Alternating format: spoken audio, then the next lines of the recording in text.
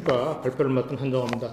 사실 오늘 원래 하태영 부회장이 발표하게 됐는데 갑자기 출장을 가는 바람에 저한테 부탁을 해가지고 자료도 거의 분과하고 하태영 부회장이 만드는 걸 제가 대신 발표하는 상황이 되었습니다. 좀 미흡하더라도 좀 양해를 부탁드리겠습니다. 어떤 거? 요거.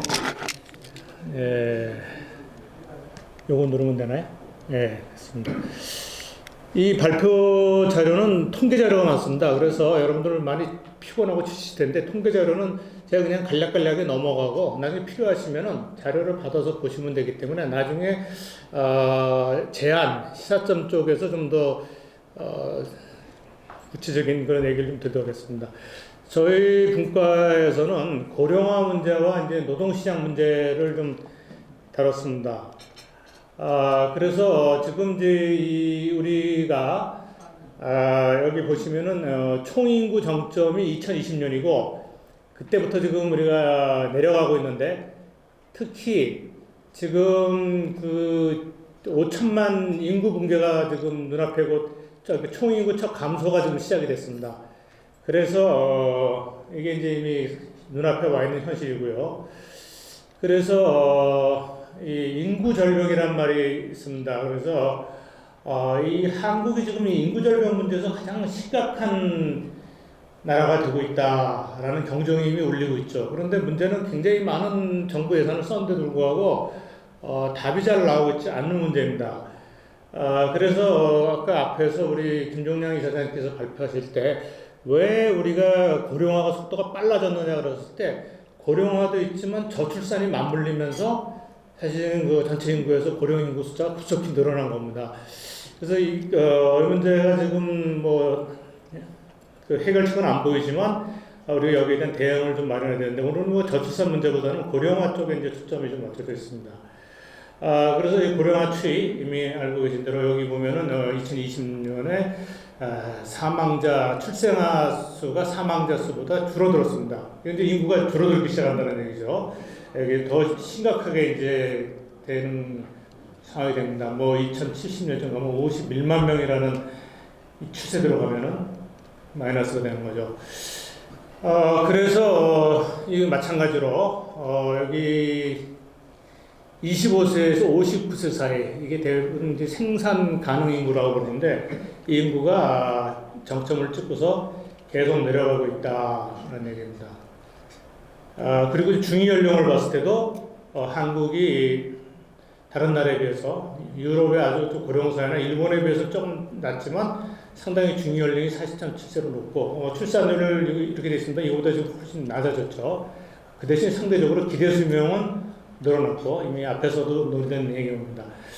그래서 결국은 고령화 문제라는 것은 결국 이 잠재 성장률이 하락한다고 노동 인구 감소로 인한 이건 인지되고 있는 내용이고요. 그리고 당연히 이렇게 되면은 사회 보장 금액이 늘어나고 있습니다. 사실 자료를 보면은 일본하고 비교해서도 건강하게 노년을 맞는 인구가 우리 수명이 인구가 굉장히 상당히 적습니다. 그래서 우리나라는 죽기 5년, 돌아가시기 5년 사이에 평생 의료비를 다 쓰고 간다 이런 말이 있을 정도로 이 고령화와 함께 건강한 노년이 안 되는 문제라서 이것이 재정 부담을 심각하게 가져오고 있어서 저희 여기 다 건강하셔서 와주셨는데 건강하게 노년을 사는 게 국가를 위해서 엄청 중요한 일입니다. 이게. 그리고 당연히 재정 악화되고 정부 부채가 늘어나고 있고 여기에 이자율이 조금만 올라가도 정부의 재정 부담이 커지는 문제가 있고 주요 국가 부채 비율인데 아직 한국이 좀 상대적인 여유가 있습니다만은 이렇게 심각해지고 있고요. 그래서 이 국가 채무 전망에서도 이게 우리 좀 굉장히 높아지고 더 악화될 걸로 우려되고 있습니다. 특히 지금 이 정부가 추진하고 있는 연금개혁 문제를 제대로 해결 못하면 굉장히 심각한 시한폭탄이 되고 있는 상황입니다.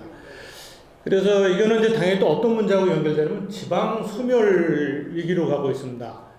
그래서 여기 보면은 이제 소멸 위기가 지역수로 볼 때는 무료와 소멸 합쳐서 59개, 비중으로는 4분의 1 정도가 지방 소멸되고 있고, 지방이 소멸된다는 얘기는 지방의 모든 교육기관과 같이 대학과 포함해서 한꺼번에 다 소멸로 가는 그런 게 되는 거죠.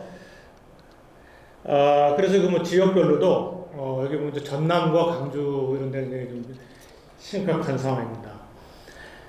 그래서 이렇게 되니까 이게 또 사회 인프라도 이제 노후도가 심해지는데, 이것도 전부 이제 재정을 투입해야 되는데 재정을 사회보장 쪽으로 다 돌리다 보니까 이런 거를 제대로 하지 못하니까 이게 잠재적 위험성을 많이 가지고 있습니다. 그래서 이제 이거를 시사점을 보면은 결국은 인구 감소가 성장률을 둔화시키고, 성장률을 둔화시키면 당연히 고용이 줄어들고, 고용이 줄어들면은 역시 그 출산을 하기가 더 어려워집니다. 잡이 없으니까. 인구 감소. 여기 결국은 악순환으로 가는 고리에서 보는데, 이걸 악순환으로 어떻게 차단할 것인가. 그래서 이제 여기 보면 뭐 성장과 분배의 균형 실현이라는 얘기도 있지만, 지금 이제 최근에 여러 자료를 보면은 지금 우리가 출산율이 떨어지는 문제, 이제 상대적으로 고령화는 되고, 그런데 교육비와 주거비가 너무 높아서 그렇다. 그래서 교육비와 주거비를 낮춰주면은 좀 더 출산이 높아지지 않겠나, 이런 대안도 나왔습니다만은, 사실은 좀 더 본질적인 문제는 여성들의 가치관 변화입니다. 여성들이 커리어를 갖고 싶어하고, 재정적으로 경제적으로 독립하고 싶어하고, 또 둘이 벌어서 맞벌이 부부 더블 인컴이 돼야지만 중산층을 유지할 수 있기 때문에 한 명 이상 자녀를 낳는 거는 커리어를 포기해야 되고, 어떨 경우는 아예 커리어나 이런 것 때문에 아이를 안 낳는 부부, 아니면 비혼으로 가는. 그래서 이 문제는 간단하게 무슨 비용 낮춰줘가지고 될 문제지 않고, 그럼 이 가치관의 문제, 이 문제인데, 그래서 이 문제를 풀어야 되고요. 그 다음에 이제 재정 건전성 문제는 앞서 얘기한 대로 좀 연금구조 개혁을 안 하면 이거는 굉장히 더 악화되기 때문에, 이게 좀 과연 이 정부가 아주 그전까지는 상당히 문제를 알면서도 그냥 미루었는데, 직면해야 되는 문제고, 과연 어디까지 풀 수 있겠느냐. 그리고 이제 여기 이제 세 번째가 중요한데, 평생 현역 실현, 건강 수명 연장, 이게 저는 굉장히 키라고 봅니다. 그래서 결국은 정년 연장하고 임금 구조 개편하고 이직 전직 지원을 강화해야 되는데, 여기 이제 한 10년 전에 노사가 합의해가지고 임금 피크제를 도입했습니다. 그리고 정년을 한 1년, 2년 연장해 주는 거로. 그런데 이제 앞으로 그러면 정년을 그 임금 줄어드는 연장을 하는데 임금 분기제를 했는데, 지금 노조 쪽에서는 임금 피크제 이걸 다시 깨겠다고 그러거든요. 그 당시 분명히 합의한 거거든요. 내가 정년을 조금 연장해주는 대신에 59세, 60세, 뭐 이렇게 61세 이렇게 하면서 임금 피크제를 하는데, 저는 임금 피크제를 해야 되고요. 그리고 평생 현역을 하려면 앞에 우리 이사장님께서 발표하신 대로 평생 교육이 같이 가야지 평생 현역이 가능합니다. 그래서 요새는 이제 뭐 시니어 세대다 뭐 이런 얘기보다는, 실버 세대다 이런 거보다는 요새 나오는 개념은 액티브 시니어입니다. 나이가 들었지만 활동을 하는 액티브 시니어 세대가 됐고요. 그래서 이게 좀 돼야 되고, 그래서 어떤 분은 이렇게 조크로 이렇게 하더라고요. 요새 리타이어란 말은 타이어를 바꿔 끼는 거다. 은퇴가 아니라 타이어를 바꿔 끼고 다시 다니자는 의미다. 그런 의미로 해서 이게 이제 사회적 인식도 그렇고 스스로도 이게 돼서, 저는 이게 이제, 그리고 아까 건강수명 연장, 이거 굉장히 중요합니다. 이거는 아까 재정 구조와도 관련돼 있고, 평생 현역을 하려면 역시 그 에너지 면에서, 활동성 면에서 이게 유지가 돼야 되는 문제입니다. 그리고 이제 앞에서 여성 인력 활용 문제인데, 이거를 결국은 교육, 보육, 특히 교육하고 육아 문제에서 이 국가가 부담을 해줘야 됩니다. 국가가 부담을 해서, 여기 지금 이제 보조금 좀 나오고 있는데, 뭐 아직도 굉장히 인프라가 미흡합니다. 뭐 어린이집 보내는데 뭐 상당히 기다려야 되고, 그리고 그 다음에 이제 다문화 사회의 정착인데, 이것도 나오는 대안입니다만은, 요거는 저는 뭐 개인적으로는 좀 신중하게 접근해야 된다. 아직도 지금 청년 고용 실업률이 높고 미스매치가 있는 상황에서 인력이 모자란다고 그래서 지금 이것만 하는데, 이건 뭐 하긴 해야 됩니다. 하긴 해야 되는데, 가급적이면 내국인 고용을 늘릴 수 있는 방향을 찾으면서 부분적으로 들어가야 되지 않겠냐. 그리고 이제 지방 경쟁력 강화인데 이것도 이번에 이제 교육 재정도 대학 재정도 지방으로 많이 옮기고 그런 여러 가지 지방 쪽으로 하고 있는데 이것도 이제 지방에서 여러 가지 결국은 지방에 일자리를 만들지 못하면은 아무리 지방을 살리기라도 인구가 빠져나갈 수밖에 없는 거거든요. 그래서 지방 일자리 창출과 지역의 기업 그리고 지역의 여러 가지 산업 활성화, 지역 경제 활성화. 그래서 이제 과거하고 좀 다른 거는 그런 겁니다. 과거에는 이 지역에 주소를 주고 있는 사람이 얼마냐 이게 이제 인구 개념인데 이제는 그렇게 보지 않고 지역에 왔다 갔다 하는 유동 인구. 그러니까 원래 인구는 작더라도 그 지역에 많이 오면 되는 겁니다. 여러 가지 관광이나 여러 가지를 통해서 그렇게 해서 지역 문제를 풀어나가는 이런 것을 해서 결국은 인구가 줄어듦에도 불구하고 우리 국가의 잠재 성장률을 높이는 전략을 같이 가야 되고 그리고 고령화 속도를 늦추는 방법은 평균 수명이 늘어나는 건 어떻게 하겠습니까? 그건 뭐 할 수 없는데 출산율을 높이는 정책이 같이 가야 되는데 아까 말씀드린 대로 단순히 비용 문제뿐만 아니라 가치관의 변화 문제가 맞물려 있어가지고 이거 뭐 어떻게 풀어야 되는지 교육으로 풀어야 되는 건지 무슨 사회 캠페인으로 풀어야 되는지 이게 어떻게 보면 이 생명윤리에 관한 문제, 생명을 다시 이렇게 키워낸다는 것이 얼마나 사회 소중한 가치라는 것이 이렇게 다시 젊은 세대한테 재인식되지 않으면 요새는 또 뭐 TV 프로그램 보면은 이제 결혼 말고 동거라는 것도 있어요. 결혼 안 하고 동거만 하고 애 안 낳죠, 물론. 근데 그 이유를 중 하나가 뭐냐면 관계의 피곤함이라고 그러더라고요. 결혼하게 되면 시댁하고 관계하고 피곤함이 늘어나가지고 여자들 피곤함을 이게 지금 우리가 볼 때는 그런데 이런 현상이 이미 현실로 다가오다 보니까 싱글 이카노미가 지금 아시는 분 아시겠지만 650만 가구가 넘어갔습니다. 30%가 훨씬 넘어가거든요. 우리나라에서도 1인 가구가 급속도로 늘어나고 있는 사회가 되고 막 그런 점이 있어 이게 맞물려 있는 문제에서 뭐 여기까지 요건 말씀드리고요. 그 다음에 이제 또 심각한 이 노동 문제인데요. 노동 문제는 뭐 취업자 수는 좀 늘어났습니다만은 여기 이제 그래서 뭐 비정규직 정규직화 했습니다. 그리고 아직도 비상용 임금 근로자가 많습니다. 그리고 여기 이제 뭐 가정노동 그래도 비임금 근로자도 있는데 이것도 사실은 아까 이제 결혼을 가로막는 요소 중에 하나입니다. 비정규직인 경우에 상당히 결혼 시장에서 굉장히 이태순이고 아예 포기해버리죠. 이런 문제. 그렇다고 해서 그러면 모두 정규직으로 돌릴 수 있느냐? 그거는 고용 유연성 안전 그러면서 마이너스 팩터이기 때문에 그걸 강제할 수는 없는데 그래서 임금 차이를 없애자 이런 게 계속 나오고 있는데 뭐 이런 문제.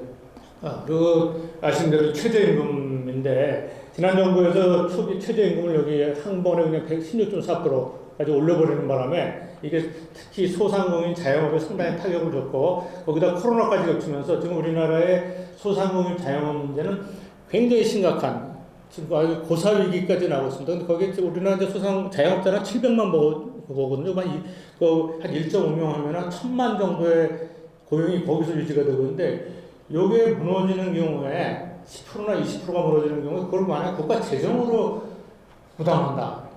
이것도 굉장히 엄청난 일입니다. 그래서 이거를 조금 안정화됐음에도 불구하고 큰 과제가 소상인 자영업자가 그래도 스스로 노력해서 먹고 살 수 있도록 환경을 조성해 주는 거. 그래서 제일 안 좋은 게 뭐냐면 이렇게 다 털려가지고 국가 보조에 의해서 먹고 사람이 늘어나면은 그 사회의 질, 또 사람들의 어떤 삶의 품격이 훅 떨어진다. 이게 보조금으로 먹고 사는 사람들이 늘어나게 되면. 그래서 이걸 어떻게 해서든지 자기 힘으로 먹고 살게 하는 사람을 좀 유지하는. 그래서 굉장히 좀 어떻게 보면 약간 비효율적인 측면도 있어요. 그리고 고용 한 20 몇 프로를 이제 그쪽에 유지하고 있는데. 그럼에도 불구하고 이 문제를 좀 지난 정부에서 좀 쉽게 건드린 데다가 코로나까지 겹쳐가지고 이제 상당한 시한폭탄으로 되어 있는 상황입니다. 그리고 뭐 노동비용도 늘어나고 있고 그러면서 그렇지만 또 생산성은 그렇게 비용이 늘어나면서 노동 생산성은 늘어나지 않았습니다. 그런데 특이한 거는 지난 정부에서 이게 우리 노조 조직화율이 떨어지고 있었습니다, 사실은. 그래서 한 10% 미만으로 들어가다가 지난 정부 때 급속히 늘어나가지고 14.2%로 늘어나 버렸어요. 이게 이제 민주노총이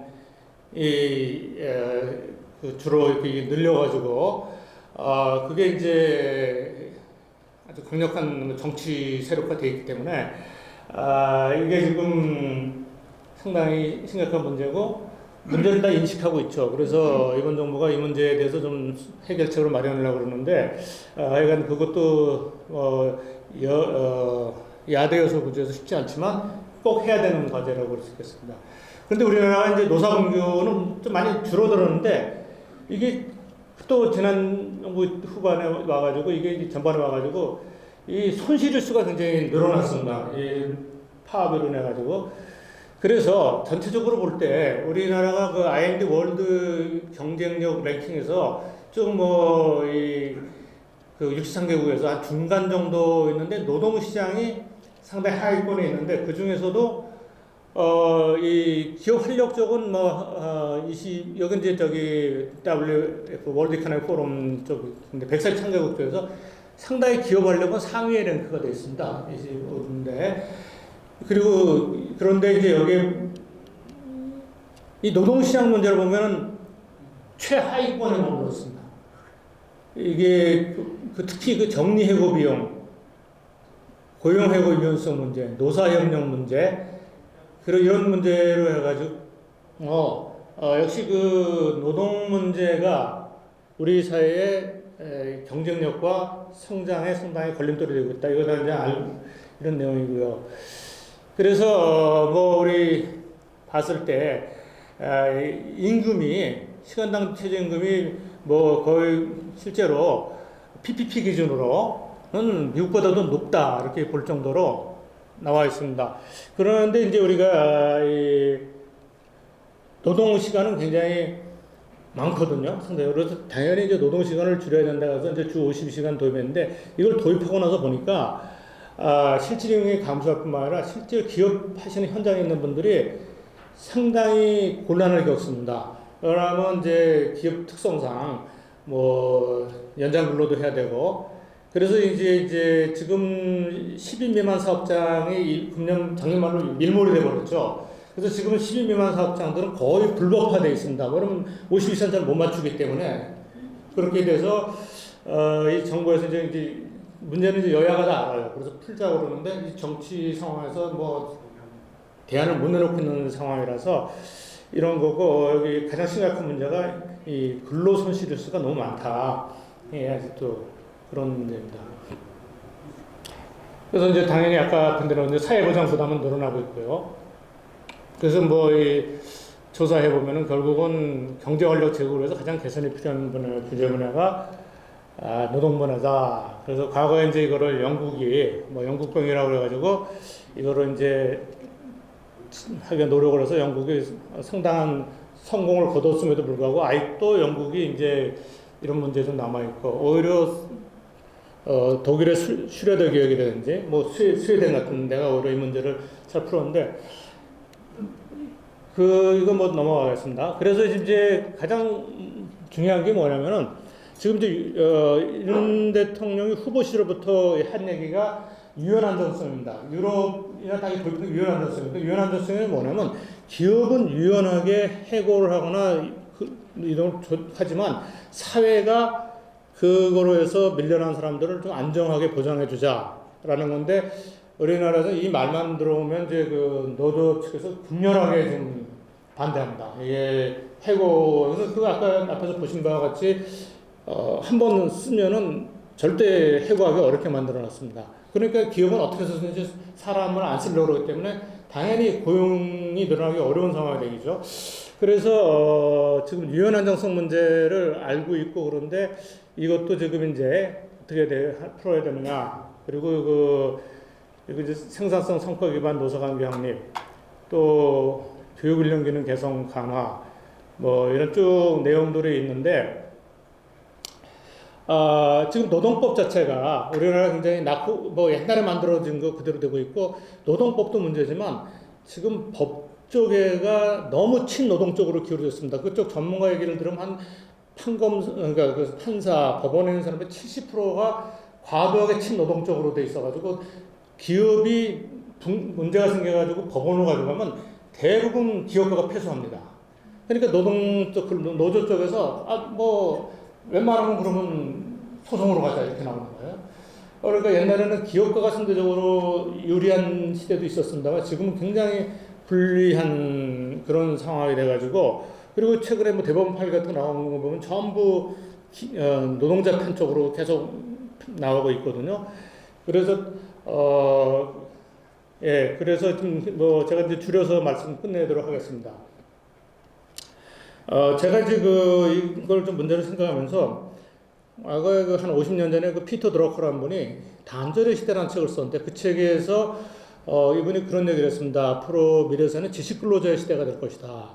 그래서 지식근로자의 시대는 평생학습의 시대가 될 것이다. 그래서 지금 우리 이사님 발표하신데 그게 있어서 저는 고령화 사회 문제와 평생학습 이 문제는 같이 좀 맞물려 있는데, 그리고 그 당시 피터 드러커는 무슨 얘기를 했냐면은 그 나라의 미래를 결정하는 가장 중요한 요소는 인구 통계 변수다 이런 얘기를 했습니다. 근데 제가 그때 읽었을 때는 이해를 못했어요. 왜냐면 그때 우리 인구가 계속 증가하고 있었거든요. 그래서 그 인구 통계 변수가 어떻게 그 나라의 미래를 결정하는 중요한 요소라는데, 지금 이제 닥치고 보니까 굉장히 심각한 이슈가 되었고요. 그래서 아마 여러 가지 뭐 해결할 문제는 많습니다. 지금 정부가 이제 직무급 제도를 연금급 제도를 직무급 제도로 좀 바꿔라. 직무급 제도를 바꾸는 기업한테는 인센티브를 주겠다. 근데 이제 근데 이것도 노조가 굉장히 반대하는 사항 중에 하나입니다.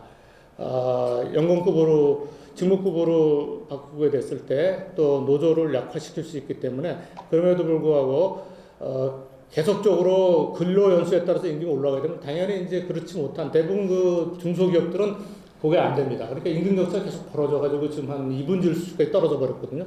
그래서 일자리는 있는데 청년들이 중소기업으로 가지 않습니다. 50% 임금에다 다른 복지 총 보상으로 따지면 그보다 더 체감이 떨어지기 때문에, 그래서 제가 결론적으로는 한편으로는 의용 안정성을 높이면서 조금 이게 어떤 지금도 이렇게 뭐로 예를 들어서 대체근로 같은 것도 허용하지 않거든요. 선진국은 대체근로를 허용합니다. 우리나라는 이게 아주 철저하게, 그리고 지금 뭐 국회 가서도 환노위 가면은 이건 절대 통과가 안 되는 문제, 이런 거를 풀어가는데 지금 현재 정부의 그 야대 여소 구조에서는 이런 법적 개선은 좀 어려운데, 하여간 우리가 이런 걸 계속 문제를 제기하고 또 여론을 조성하고 또 뭐 돼서 뭐 좀 더 정부가 국회에서 과감하게 입법을 할 수 있다면은 이 문제를 하나하나 풀어나갈 수 있지 않을까 이렇게 생각을 해서 지금 그런 거를 앞으로 문제를 제기했고 또 대안도 좀 제시를 했습니다만은 앞으로 계속적으로 좀 팔로우업을 해나가야 되지 않을까 이렇게 생각합니다. 이것으로 제 발표를 마치겠습니다. 감사합니다.